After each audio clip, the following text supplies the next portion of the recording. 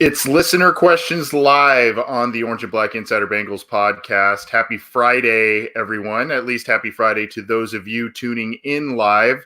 We're glad to have you joining us. I am Anthony Cosenza, flanked by my partner in crime, John Sheeran. John, you getting ready for the big weekend ahead? I don't know if there is a big weekend ahead, but are you going to make it a big weekend, I guess?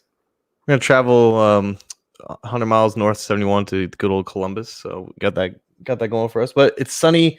In Cincinnati, it's sunny. I'm assuming in Los Angeles. It's just a good day all around. Yeah, it's a little warm today, a little warmer than usual, but it's kind of humid because I think we're actually going to get scheduled to maybe get some rain this weekend. So we'll see what happens there. But overall, pretty mild where I'm at. Happy to have everyone with us. If you're joining us live, you can join us live through cincyjungle.com, the embedded YouTube video, which is obviously part of our channel, so you can join us that way, or on Cincy Jungle's Facebook page. Shoot us a question. We've got some already queued up. You can get those questions to us, call or text at 949-542-6241. Give us a call or text. You can email us, the OBinsider at gmail.com. You can tweet us at BengalsOBI, or you can leave your question in the live chats within either the YouTube channel, the comment thread on Cincy Jungle, or if you're joining us on Facebook, we're monitoring those. John, let's start off with a text from Derek, 740 area code. He said he basically is asking what is the likelihood of the Bengals signing another veteran quarterback to the team to back up Joe, assuming Joe Burrow's the pick and assuming Andy Dalton is traded. What are the chances that the Bengals bring in a veteran quarterback, probably cheaper than what they would be paying Andy Dalton? I think it's pretty high likelihood, but your thoughts? Moderately high, primarily because the quarterbacks that are going to be on the market. It's more than just the guys like Tom Brady and Phillip Rivers, the guys who are more notable and starter worthy. Zach Taylor had experience with Matt Moore down in Miami. He's going to be a free agent. He's now backing up Patrick Mahomes at Kansas City.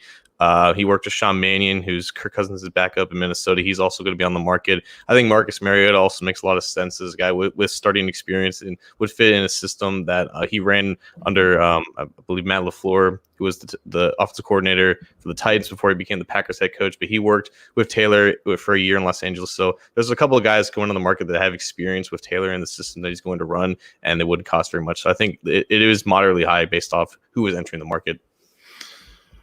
I do too. And I think it's a smart move because, you then have Joe Burrow, you have Ryan Finley, who's only a second-year guy with limited starts. You need to bring in that experience. You need to have some sort of experienced guy and a guy that fits the system.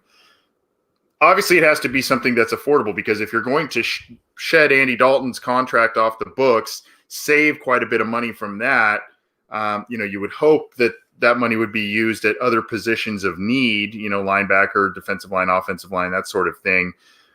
And you're not really just reinvesting a bulk of that money into another player that may or may not play for you. So that's kind of where I'm at with it. I think it's a smart move if it's financially savvy. I think it may then it even looks even more like a smart move. But, for me, I think a vet quarterback is possible. It just depends who it is, what they're going to be coming here or to Cincinnati for. And then, obviously, you've got a veteran presence with a couple of young guys in the quarterback room. Where do you want to go next?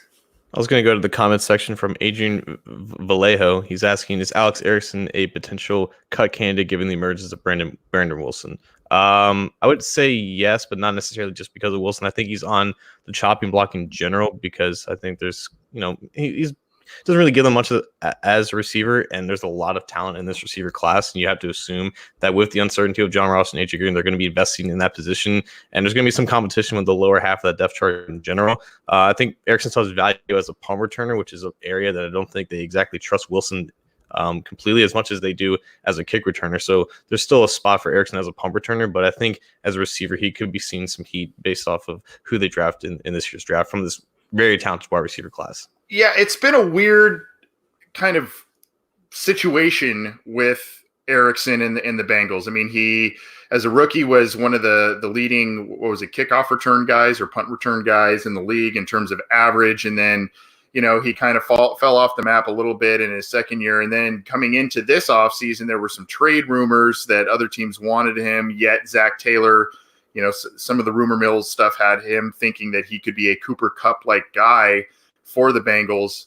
That never happened. Then you got him kind of being outshined in the return game by a couple of different guys, Phillips and Wilson. So when you're not really exciting as a receiver, you're not the deep threat guy. You're not, an animal in that regard. And then you're getting outshined in what was your primary reason for being on the team as a return man. Then you're kind of saying, well, he might be on the outside looking in.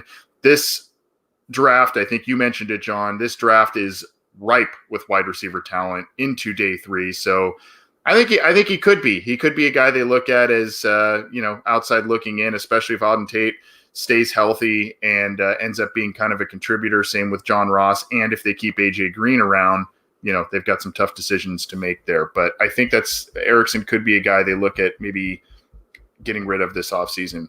Again, this is the Orange and Black Insider Bengals podcast. We're going to be here for maybe another 10 or so minutes. Taking your questions. We've got some already. Call or text us 949-542-6241. You can leave your comments in the comments section on the post in cincyjungle.com or in the live chats via Facebook or YouTube. We'll be scanning those. You can tweet them at us at BengalsOBI, email theobinsider@gmail.com. If you're unable to join us live, get our show on any number of platforms. You know them by now. We say them every episode: iTunes, Google Play, Stitcher, Spotify, Megaphone, iHeartRadio, really wherever you get your audio stuff. Or you can get the videos on YouTube on our channel. Subscribe to all of those to be notified when we go live, when new material is up, and all of that. And by the way, before we get to our next question, just a tip of the cap to my co-host John Sheeran. If you had not seen or heard the interview he had with Austin Gale at Pro Football Focus, very good stuff, very insightful interview, and that is now up on all of our platforms. So I assume that was probably a pretty fun experience, right, John? That was a lot of fun going into PFF. Austin Gale's a great guy. I met him down in Alabama, and he was a very insightful, very open interview, much more open in comparison to Duke Tobin. So definitely check that out if you haven't already. Yeah, pretty cool. Pretty cool stuff. Let's go to a text from 513. Is AJ more prone to sign a long-term deal now that they seem to be bringing in an exciting quarterback in Joe Burrow in? Do you think that is playing any part of it? I'll let you go first. I think Green's stance has always been positive in terms of his relationship with Andy Dalton. So I'm not exactly. I don't think it's a difference between having an objective upgrade over Dalton or just keeping Dalton in general. I think it's always been about just making sure that he gets one last contract before he ends up falling off after the prime of his career. I think that financial stability is what he cares about, and also being with the same team for his entire career, having that Larry Fitzgerald type career arc. That's always been important to him as well. I think it is a factor that you have to consider. But, we're getting a lot of questions about AJ Green today. Like, is he going to sign his tag? How long is that extension going to be? I think regardless of their plans at quarterback, I think the plan was to put the franchise tag on him if they can't get a deal done by the time free agency opens. He's going to sign that tag. He said that he's going to sign that tag. He's willing to play on that tag, even if that's not his preference. But I think they're going to work on an extension throughout the summer. And I believe July 15th is the deadline for them to get that extension done. So I think that is the set of events that's going to take place regardless of what happens at the quarterback position. That's where I was kind of going to preface before I let you go first in terms of the relationship aspect between AJ Green and Andy Dalton. I think on the surface and from what we can tell, things seem to be pretty solid there. But, the cynic may sit here and think about, is Green secretly wondering what his numbers could have been if maybe there was a premier talent at quarterback, and we know Andy Dalton's inconsistencies with the long ball and how there were a number of big plays, especially in high profile games, that were missed in terms of long balls. I think back to the Texans playoff game and others where, AJ Green could have made an impact not only on his own statistics, but in terms of wins and losses, and it didn't happen because of maybe a poor throw here or there. Again, we're not going to go into the Dalton bashing thing, but I don't think necessarily it's the quarterback that's playing into this. I think it's getting the right contract, getting a respectable amount of money, and the team showing him the respect as being one of the top players at his position, even at this point in his career, and even with the injuries. I think it's about the money. I think it's about the security. I mean, he said, I have a lot of money. I don't need the money, but I think it's a respect thing. I think it's also he's comfortable in Cincinnati. He has made it known that he wants to stay in Cincinnati. At least he said that publicly. So I think if the contract's there, he'll be there. I think if both sides commit to it, he'll be there. I just personally would like to see him rebound in a big way in 2020 just because of what he's had to endure injury-wise the past couple of years. And he's just dying on the inside, not being able to contribute. I don't think the quarterback has much to do with it as much as the contract. I think the quarterback and potential elite signal caller is more icing on the cake for AJ Green in terms of him staying in Cincinnati. Right. Where do you want to go next, John? Going back to the comment section here, we had a couple of questions about this. I'm going to read off the one from Jeremy Hall because it's a little shorter. How much does the current league-wide quarterback shuffle diminish Dalton's trade value? I think that's a good question because most of the quarterbacks are going to be on expiring contracts and they're going to be entering free agency. And you have situations like Dak Prescott, Phillip Rivers, Tom Brady, guys who are going to be making a lot more than what Andy Dalton's going to be making. I think that plays in the Bengals' favor, because they can ship off Dalton to a team that's not looking to spend a lot on a quarterback, but looking for some type of a bridge option, or maybe someone who can compete with the underwhelming starter that they have now. Obviously, the Bears are a team that fits that very well, but I think the affordability of Dalton, the fact that they don't have to commit a bunch of real cash for a year to get his services, I think that still works in their favor, even though there's a lot of talent at the quarterback position entering the market this year. Yeah, let's gosh, there's a lot of stuff to get to in terms of the questions in here. So someone had asked, I'm looking, here we go. Tony Torrance in the live Facebook chat. Could we pick up a tight end in the draft? How likely do you think that's going to be, John? I tend to think, Eifert is an impending free agent. I think they'd like to keep him, but that contract has to make sense, especially from the Bengals side of the table. You got CJ Uzomah in the fold. You drafted Drew Sample in the second round last year, and there's just kind of a lot of moving parts. And the ones that aren't moving, you're kind of, are you overly enamored with? I don't know. I like CJ Uzomah, but I don't think he lived up to maybe some of his contract that he signed last year. I could see him maybe day 3 if there's a value guy there going after a guy to help out your rookie quarterback. Right. And it depends on, I think, how many picks that they have, because I think we both believe that they're going to end up with more than 7. And if they only have 7, you would like to think that they would prioritize other positions over tight end, because tight end position doesn't have a lot of value in the offense that Zach Taylor wants to run. And again, you're going to have Uzomah, you're going to have Drew Sample, hopefully in a more expanded role, if under the assumption that Tyler Eifert is gone. So you think Carter's still going to probably be around because they're going to tender his option as a restricted free agent. And then you have guys like Mason Streck and Jordan Franks who can basically round out the roster. So the guy that you would bring in would be nothing more than like a 3rd or 4th option, which I guess was Drew Sample last year. And a day 3 pick on that would be much better value than drafting him in the 2nd round. So if they have more picks, I can definitely see it as something that they can afford to do, but I wouldn't bank on it or write it in Sharpie. Yeah, Kenny Moore says weak draft for tight end this year. Keep Eifert. I mean, I wouldn't be opposed. I also wouldn't be opposed to bringing in Thaddeus Moss, just a guy that seems to be Joe Burrow's best friend. They were roommates in college, and obviously they have a good rapport if the value's there. Austin Trant says, do you think Sample will have a bigger role in year 2? I mean, short answer, it's hard to say. It's hard to see why he wouldn't, based on how little he contributed last year. So it's just it's just more about the actual leap and how they involve him. I'd like to see him in kind of an H-back role, a little bit of what they did with Ryan Hewitt and coming out of the backfield. That's what I'd like to see. We're going to be here for a few more minutes and then get on out of here. There was one here, John. I got to see who it was who asked it, but it was Sterling Sherwood in the Facebook chat. I thought this was interesting, and we didn't get to this on the weekly show. Did you all talk about the new playoffs?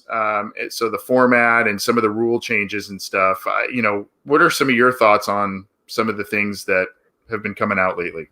It ultimately it's 2 extra games for consumers. It's good because it's just more football. I think that for the most part, the 7 seeds that would have gotten in the past 10 or so years, I don't think they would have probably been able to compete with the 2 seeds that they would have had to play. So I don't think it would have changed it that much, but it adds an extra variable of randomness, at least in the wild card round. But unfortunately, it does basically make the 1 seeds the ultimate value because they're the only team that has a bye now. And over the past 10 or so years, it has been almost predominantly the teams who end up having the byes in the playoffs that make it to the Super Bowl. It's been so important for teams to get that bye so they don't have to play that extra game in the playoffs to end up going to the Super Bowl. So now that you remove one of the bye weeks, it just makes it not more predictable, but there's less randomness. I think when you do all these simulations about how these playoffs would end up being, it would almost always be the 1 seeds playing each other because they have the one advantage that no one else in the playoffs have. Right, and in terms of the playoff seeding situation, I mean, who knows what that last team in is going to look like in terms of a record and quality and all of that. You mentioned the likelihood of 1 seeds and those getting home advantage throughout. I mean, I think that's exactly what I know that the 49ers this year had the home advantage throughout. I think the Chiefs did as well, if I remember correctly. But, I mean, that plays a big factor in it aside from just overall talent. So, some of these we've seen in years past. I remember a Rams team, I think it was with Sam Bradford. They were 6-7-1 and vying for a playoff spot, I think, at one point. And I think Seattle a couple of years ago, they were like 7-9 or 8-8, and they made it in. So, I mean, you may get some of these lesser teams, you may get a team that sneaks in there where you're kind of going, how'd they get in there? But it'll be interesting to see how that all plays out. I know you got to get going in a minute here, John. I'll just one more question though. Sure. Let's do it. Style. We had a comment from Chris Hubbard. What's your take on Fred Johnson as a starter on the offensive line? And then we also had a comment about Jonah Williams from Dave Tinkin. What are your thoughts on Jonah Williams, how he impacted the offensive line? I think both those guys bring something that they haven't had last year, and it's a degree of athleticism to allow them to implement the blocking schemes that they want. When you compare the athleticism of John Jerry, Cordy Glenn, and Bobby Hart to guys like Jonah Williams and Fred Johnson, it gives you a lot more versatility for what you can do from a run blocking stance. I think Fred did a lot in terms of blocking in space and pulling out from into the second level. And also showed a degree of solidness and pass protection as well. And with Jonah, you would expect for him to be one of your 2 best offensive linemen, but he has scheme versatility as well. He can implement a lot of. He can perform adequately in a zone blocking scheme, but both those guys have natural athleticism that they haven't had at the tackle position in a while now. And I think if they both end up starting, it would add that degree of versatility that you can do in the running game. Yeah, and you can't overstate how important it is for coaches to have their guys or guys that fit their scheme or just guys that they can lean on and trust to do what they're asking them to do. And unfortunately, in a coaching overhaul, coaches sometimes get guys that aren't, they were holdovers. They were leftovers from a previous regime. Maybe they're not part of their scheme. That's not to say that absolutely everything that Zach Taylor is running as an offense is completely different than the Marvin Lewis system. As you saw at the end of 2018, the Bengals were going to more of a zone blocking type of system. So, but you can't overstate the fact that Jonah Williams is a guy that they know and they coveted and they think can fit in their system. Fred Johnson, the same thing. And then kind of to piggyback on all of this and put a bow on the offensive line topic and really the listener questions episode, Robert Romine's asking about Cordy Glenn. Why haven't the Bengals cut him? Cordy Glenn was an interesting guy because he was there for the Marvin Lewis era, but he was here also for the Taylor era. I mean, it's still early in terms of possibly releasing him and freeing up space. That depends maybe on what they're planning to do in free agency. But, maybe he is a guy that fits what they want to do. And maybe they, despite what we think we know, maybe they hang on to him and they won't need another guard this year. Your thoughts on that? I mean, I don't think the timing really has any bearing necessarily on whether or not they're keeping him, but I guess Robert brings up a decent point that if other teams are unloading guys, why isn't Cordy Glenn kind of part of that? I don't fret it when it comes to the Bengals and rushing things because they never Right, do. Like right, right. they're gonna do things in their own time. Like it took them a few weeks to cut Vontaze Burfict last offseason when people are like, Right. why aren't they releasing him? Like if there's a move to be made that's obvious, they're gonna end up doing it. It's just not gonna be when you expect it. They're gonna take their time. They wait for nobody in that sense. Yep. And if there's one thing to expect with the Cordy Glenn situation and his relationship with the Bengals, it is to expect the unexpected, because that career has Also been, true. that career so far in Cincinnati has been a little topsy-turvy. We're going to go ahead and get on out of here, but we appreciate all of the questions. We appreciate you tuning in live. We'll be continuing to do these throughout the offseason, especially when free agency and the draft start nearing and or occurring. So keep it to cincyjungle.com for news, opinions, analysis, breaking news, and of course this show and other podcasts on the SB Nation podcast channel that is Cincy Jungle's channel. So keep it to all the shows there, including ours. Subscribe to our channels and get alerted to when we take the air, bring you these types of episodes, our weekly episodes, interviews like John Sheeran just had with Austin Gale at PFF. So subscribe to the channels, leave us a review, and keep those questions coming to us. Even though we did not get to yours today, keep those coming to us. We do sometimes hang on to those for the next listener questions, and we'll try to get to as many as we can. Appreciate you tuning in. Enjoy the rest of your weekend, and we'll see you